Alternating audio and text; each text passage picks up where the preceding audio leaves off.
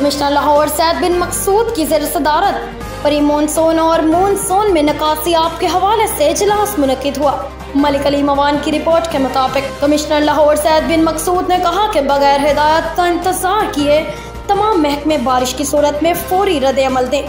Commissioner Lahore ने कहा कि तमाम महकमे अपने कंट्रोल्ड एरियाज और मुतलका जगहों पर रद्द अमल देने के पाबंद हैं। निकासियाब के लिए वासा की machinery, backup system, emergency campus खुद कार निज़ाम के तहत हरकत में आने चाहिए।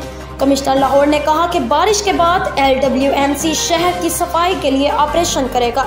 PHA का स्टाफ सड़कों से ग्रीन बेल्ट्स में बारिश के पानी जाने में रुकावटों को लगातार चेक करेंगे। कमिश्नर लाहौर ने कहा कि निकासियाब इंतजामात और ऑपरेशन निगरानी के लिए ज़िला इंतजामिया, वासा, PHA, LDA, MCL के सीनियर तरीन अफसरान पर मुश्तमिल कोर ग्रुप तश्कील दे दिया गया। कोर ग्रुप से बारिश के दौरान और बाद में महकमों को हदायत और कारकर्दगी मॉनिटर होगी।